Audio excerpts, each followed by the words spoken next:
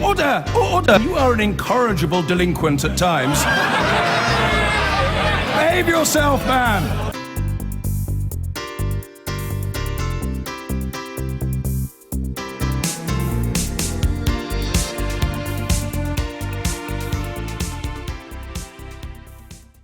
So what could happen to people from the European Union who are living and working in the UK? As we were just saying, Theresa May, one of the frontrunners for the Conservative Party leadership role, says she can't guarantee that they'll be able to stay here once the UK leaves the EU.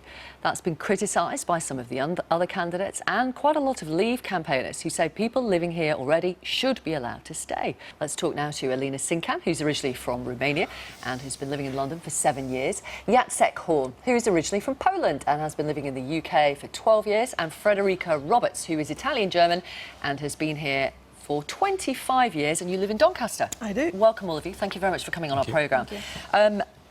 Alina, when you heard that Theresa May was saying this, she won't guarantee your right to live here in the UK, how did you react? I was obviously shocked. I mean, I can understand in a way that no one can guarantee, but I would expect at least for them to fight for our rights and obviously at the same time for the rights of the British people living in other EU countries. So it was very disappointing.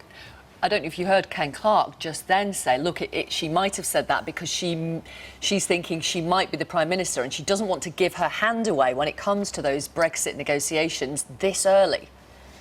Yeah, but in a way, like someone says, it's like we're being used as pawns in these negotiations.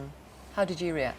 Yes. Well, I was very sad, and for us, as I can speak from a business point of view. For us, it's very important to know what's going to happen with us, with my business, with my workers. If we're going to be,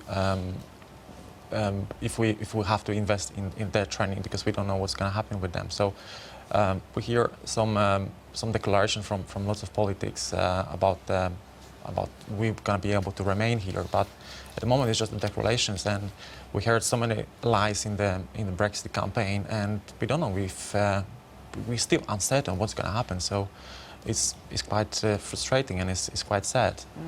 Frederica, what about you? You've been here for 25 years. I have. This is your home. It is my home, absolutely. All my adult life I've lived in the UK. I obviously don't sound like I'm not from the UK. I've got 2 almost grown-up daughters here, a British husband, and it is worrying. You know, I think the problem at the moment is this uncertainty, and whilst I can understand the need to obviously secure the position of Brits who are living in other EU countries, I think taking that kind of hardline negotiating stance is possibly not really the best way to go about open negotiations to actually achieve the best outcome for all of us, because we're all in this together one way or another now, and we need to find a way to actually make it work. I wonder, does it make any of you think, you know what, I'm leaving? It's something I've certainly thought about, absolutely.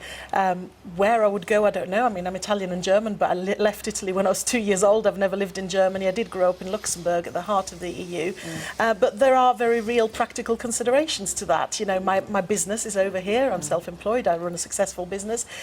My daughters, one is about to start university, the other one is about to start sixth form. My husband isn't particularly a linguist.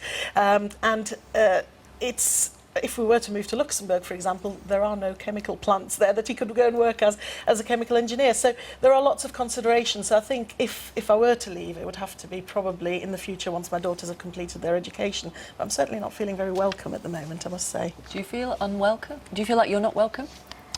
Yes, that was my first feeling. I mean, on the day of the results, I woke up at 5 or 6 just to check the results, and I started crying. Did you? I was extremely disappointed because I've been calling UK home for 7 years. It may not sound like a very long time, but I fell in love with London the first time I came here. So it was really disappointing. I mean, I haven't had any issues or any negative attitudes towards me since then, but it was a feeling of not being welcome. What about you, sir? I think, yes, I was also disappointed about the results of the referendum. But did you feel that you weren't welcome anymore, or not? Yes, there was some kind of feeling, but, you know, I had a lot of British friends as well, and clients, suppliers, and, you know, they were cheering me out, you know, it's going to be all right, you know, we're still welcome. And that's why I felt it's going to be all right. You know, definitely we're not going it's not the right thing, the EU nationals to be a play card on the negotiation table. I suspect that the feeling of being unsettled may last for a few more months yet, but thank you very much for coming on the programme. Thank you so much. Nice to meet you. Thank you. you. I've been getting